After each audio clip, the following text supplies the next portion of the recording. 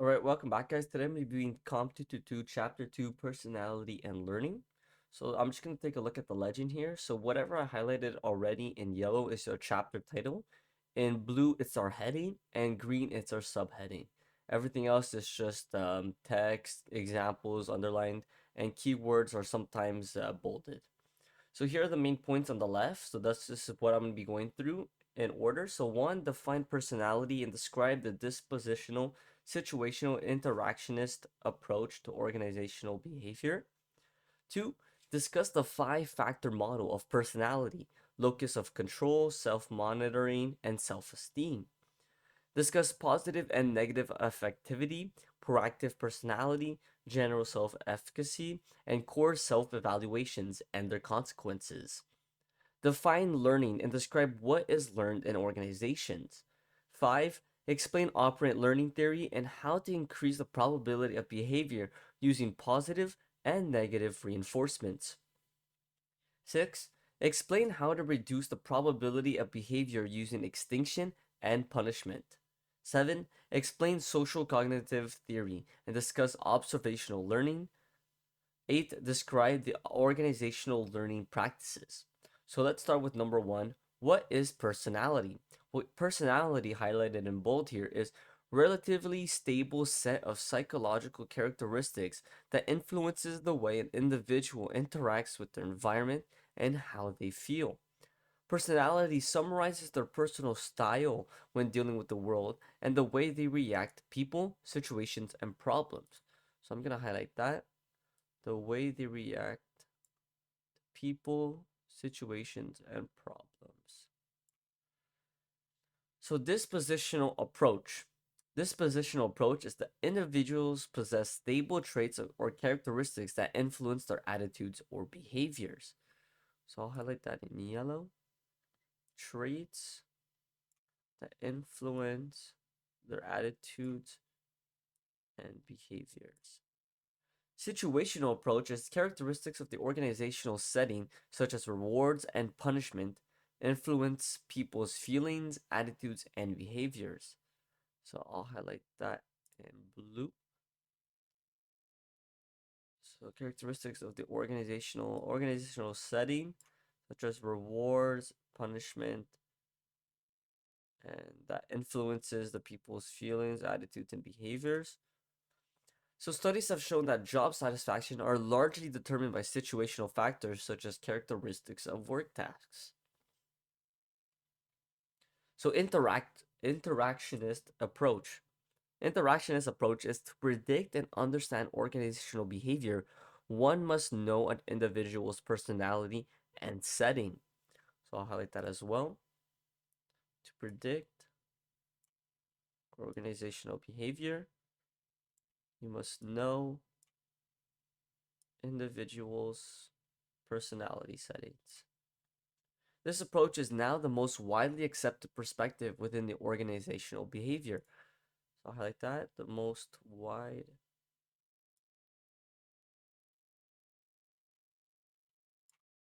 Personality influences people's attitudes and behaviors depends on the situation. So not everyone has the same influence on their attitudes, and some people get influenced easier towards things. That's why you could see sometimes maybe some people get more mad playing sports, some people get more mad doing something or watching something. It's because of this. So trait activity theory. Trait activation is personality characteristics influence people's behavior when the situation calls for a particular personality characteristic. That's straightforward. So now we'll go into 2. Personality variables and the 5-factor model. We will discuss the best known and most studied personality variables found important for organizational behavior. So let's start with the 5-factor model of personality. These are the 5 basic dimensions that describe personality. The 5 dimensions were related to work motivation, job satisfaction, and organizational commitment. So let me highlight that. 5 basic dimensions that describe personality. And the 5 dimensions were related to work motivation, job satisfaction, and organizational commitment. So, number one, extroversion. The extent to which a person is outgoing versus shy. High extroversions are sociable, outgoing, energetic, joyful, and assertive. High extroverts enjoy social situations. Low extroverts, or known as introverts, avoid social situations. Extroversion is important for jobs such as sales management. So this is a very popular model of personality because a lot of people talk about how either they're introverted or extroverted, and you can tell so if you do like going out, being energetic in social situations, and an introvert would not like that. It's pretty much the opposite. So two, emotional stability slash neuroticism, the extent to which a person has appropriate emotional control. So I'll highlight that green. So emotional control. And I'm just gonna highlight this real quick. An extent to which a person is outgoing. So high emotional stability, which is low neuroticism, are self-confident and self-esteem and high self-esteem. Low emotional stability or high neuroticism tend towards self-doubt and depression. Anxious, hostile, impulsive, depressed, insecure, or stressed. High emotional stability have more effective interactions because they are more calm and secure. Three, agreeableness. The extent to which a person is friendly and approachable. High agreeable people are warm, considerate, altruistic, friendly, sympathetic, cooperative, eager to help. So this should say warm. Just gonna write like an M. So low agreeable people are cold and aloof, more argumentative, inflexible, uncooperative, uncaring, intolerant, and disagreeable. High agreeable is important for jobs that require helping and nurturing others, teamwork, and cooperation. 4. Consciousness. The extent to which a person is responsible and achievement oriented. High conscious people are dependable on positive motivation. They're orderly, self-disciplined, hardworking, and achievement striving. Low conscious people are irresponsible, lazy, and impulsive. High consciousness are important for most jobs because they are hardworking and achievement oriented. So I'll highlight that in blue.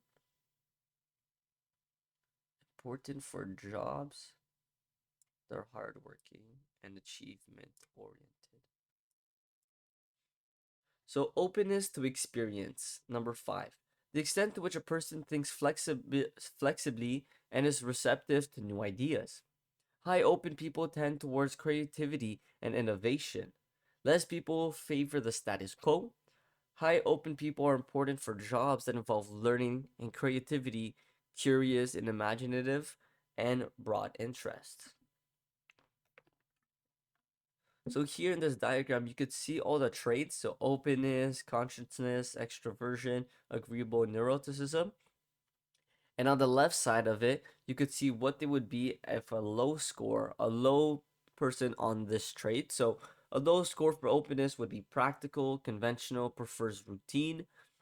A high scored openness, curious, interested, independent. And a low person on extroversion would be quiet, reserved, withdrawn, or which we would call that an introvert. And on a high score is outgoing, warm, and adventurous, which we call extroverted. So, locus of control. Individuals believe that the factors that control their behaviors individuals believe that about the factors that control their behaviors. High internals believe that control of their behavior resides within themselves. So let me highlight that. Control resides within themselves. High externals believe that external forces control their behavior. So I'll highlight that. Externals see the world as unpredictable, luck, fate, or powerful people control their destinies. So this is a diagram that's showing a high external control versus high internal control. So high external, they believe in fate, luck, powerful people controlling everything. High internal control is self-initiative, personal actions, free will. And this is a good example to take into account for many people's behaviors, because many people blame them not succeeding on external behaviors such as, hey, I'm not doing good because it's just luck based. um, some people say like, oh, I shouldn't even try hard because it's all luck anyways, and that's not the best motivation and the best mindset when you're dealing with jobs, school, or anything like that. So this is the difference between high external control and high internal. So self-monitoring. Self-monitoring is the extent to which people observe and regulate how they appear and behave in social settings and relationships. Low self-monitors are concerned with fitting in. High self-monitors take care to observe the thoughts, actions, and feelings of those around them. So I'm just going to highlight that real quick. Low self-monitors are not concerned with fitting in. And then high self monitors take care to observe the thoughts and feelings around them and control the image they project, and observe the thoughts, actions, and feelings. High self monitors show concern for socially appropriate emotions and behaviors. High self monitors gravitate towards jobs that require a degree of role playing, such as sales, law, public relations, politics, etc. The ability to adapt to one's clients and contacts is critical for self monitors and for these jobs as well. So, self esteem. Self esteem is the extent to which a person has positive self evaluation. High self esteem has favorable images. Low self esteem has unfavorable self images. So, I'm going to highlight that real quick. So, high self esteem has favorable self images. Low self esteem has unfavorable self images, uncertain about their opinions, attitudes, and behaviors. So, behavioral plasticity is low self esteem are susceptible to external and social influences on their self images. So, susceptible to external and social influences. So this just means that people get influenced by other things that aren't themselves. So let's just say the weather or something like that. That would be an example of an external or social influence that affects your self image. So, three, advances in personality and organizational behavior. We will describe five more personality variables that are important for organizational behavior. We will describe, so number one, positive affectivity, negative affectivity, proactive personality, general self efficacy, and core self evaluations. So let's start with positive and negative affectivity. High positive affectivity experience positive emotions and moods like excitement and view everything in a positive light. So high positive affectivity, view everything in a positive light. Positive affectivity have higher job satisfaction and job performance. High negativity experience negative emotions and moods like fear and anxiety and view everything in a negative light. So negative affectivity have lower job satisfaction and poor job performance. So proactive personality, proactive behavior is taking initiative to improve one's current circumstances or create new ones. Proactive personality, it's a stable personal disposition that reflects a tendency to take personal initiative across a range of activities and situations. So general self-efficacy is a general trait that refers to an individual's belief and their ability to perform successfully in a variety of challenging situations. GSE is a motivational trait rather than an effective trait. GSE develops over the lifespan after repeated successes and failures.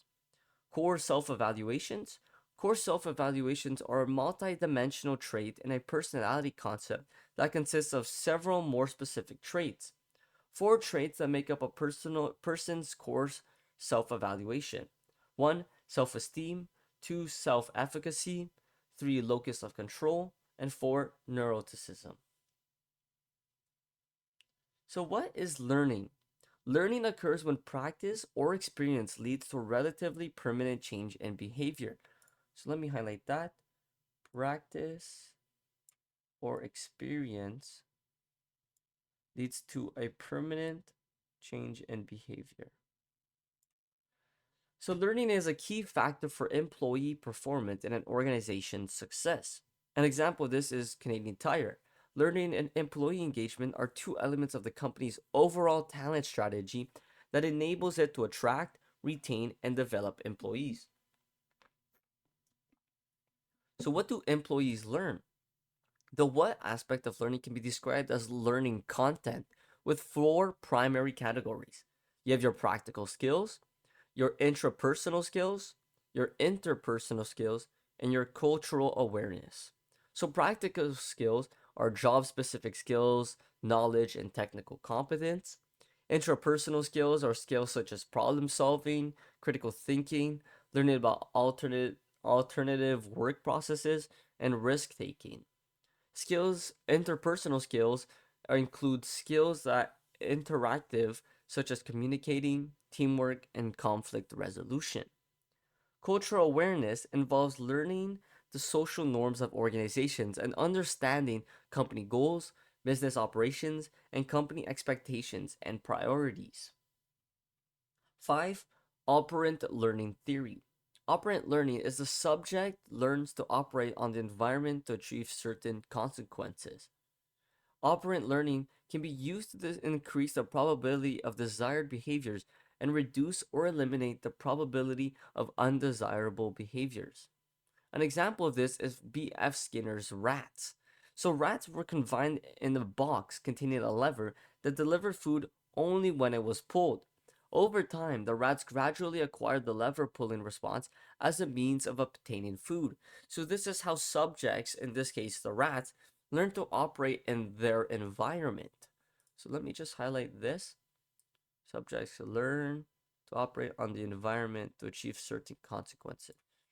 So just to explain again, so the rats, which are the subjects, learn to operate in their environment, and in this environment, it would be having a lever, and once that was pulled, it would give them a certain consequence, and in this consequence, it was food. So, increasing probability of behavior. The most important consequence that influences behavior is reinforcement. Reinforcement process by which stimuli strengthens behavior. An example of this is sales commission. Sales commissions are reinforcers for salespeople to keep on selling. So, B.F. Skinner, his reinforcements, or are key things that you learn in psychology. So, if anyone that has taken psychology before this class might know some things about reinforcement. So, here I'll be talking about positive reinforcement.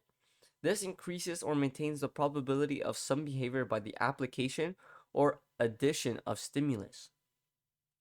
Something is only a positive reinforcer only if it increases or maintains behavior.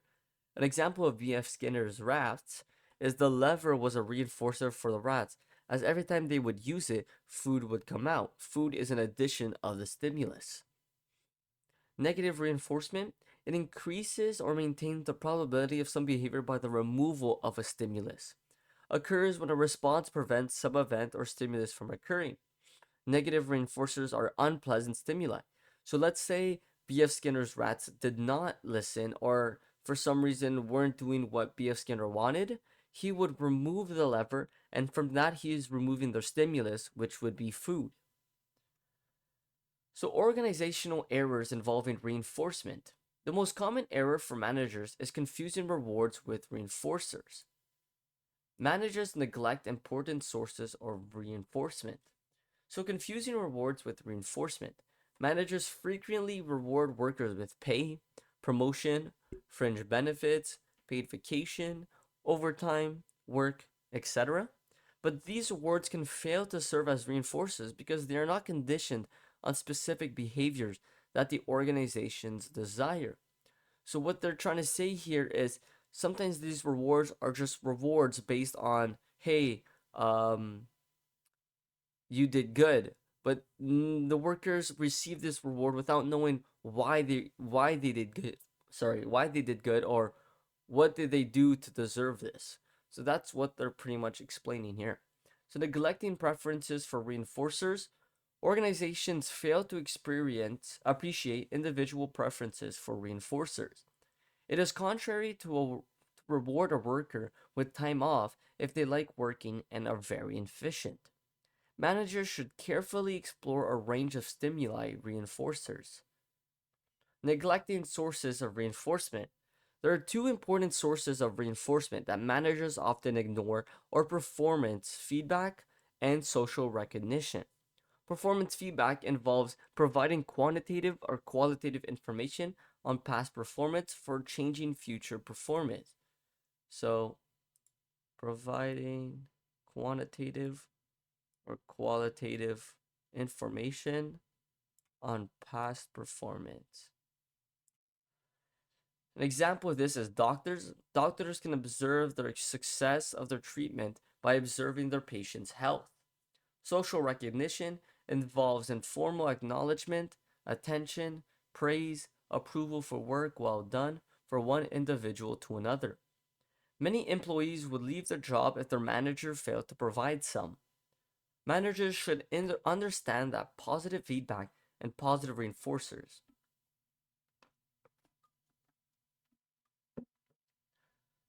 So, reinforcement strategies. To obtain fast acquisition of some response, immediate reinforcement should be used. An example of this is employee problems. Fast acquisition should be applied to correct problems with employees, training employees for operations, dealing with unsafe work behaviors. Persistent behaviors learned under conditions of partial and delayed reinforcement. Partial reinforcement facilitates persistent learning. So here in this diagram, you could see frequency of reinforcement on the left. This is the strategy. You have continuous or partial.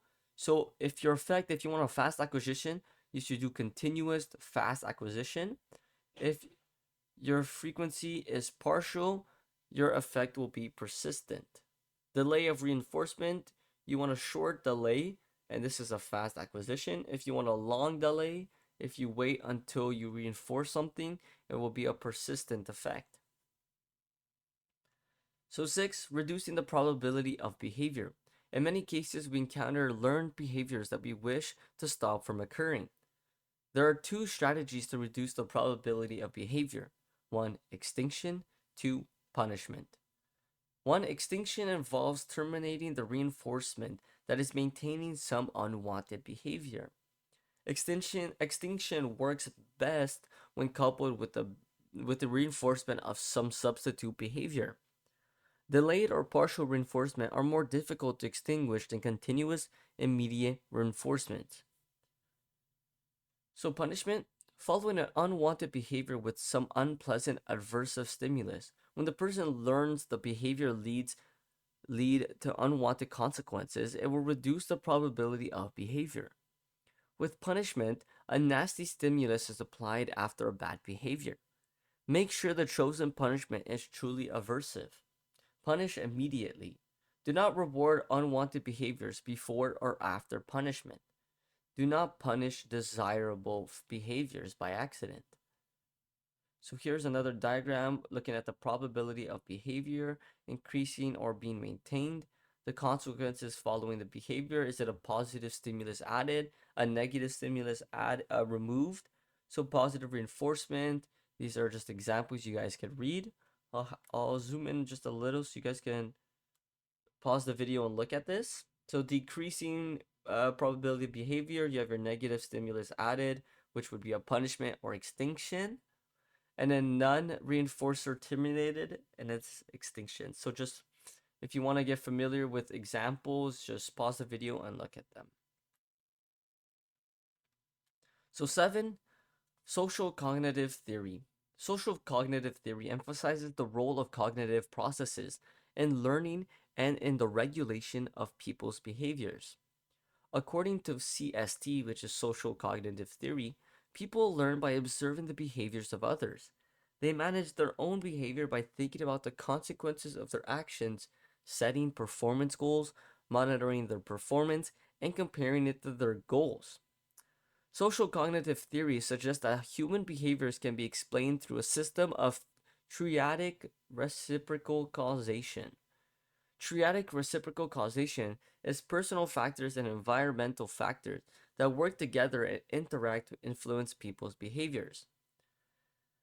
Social cognitive theory involves three key components: observational learning, self efficacy beliefs, and self regulation. So, observational learning is a process of observing and imitating the behavior of others. Learning occurs by observing or imagining the behavior of others rather than through direct personal experience. It involves examining the behaviors of others, seeing what consequences they experience. It is self reinforcement that occurs in the observational learning process. Organizations need to publicize the kind of organizational behavior that should be learned and imitated. Self efficacy beliefs, it's the beliefs that about their ability to successfully perform a specific task. Self efficacy beliefs is a task specific cognitive appraisal to perform a specific task. Self efficacy can be changed and modified in response to different sources of information. Self efficacy is important because they influence the activities people choose to perform, the amount of effort and persistence they devote to a task. Determinants of self efficacy: you have your performance mastery, observation, verbal persuasion, and social influence, as well as your psychological state. And this can all affect self efficacy. So, self regulation is the use of learning principles to manage behavior, making external control less necessary. It is the basic process of self regulation, is observing one's behavior, comparing the behavior, and rewarding the behavior. A key part of the process is people's pursuit of self set goals that guide their behaviors. So, discrepancy reduction: discrepancy exists between their goals and performance. Individuals are motivated to modify their behavior. Discrepancy production is setting higher and more challenging goals. So, this shouldn't be here. So, eight organizational learning practices. There are three organizational learning practices: one, organizational behavior modification; two, employee recognition programs; three, training and development programs. So, organizational behavior modification, OBM, involves the systemic use of learning principles to influence organizational behaviors. OBM has also been found to have positive effect on improving work attendance and task performance.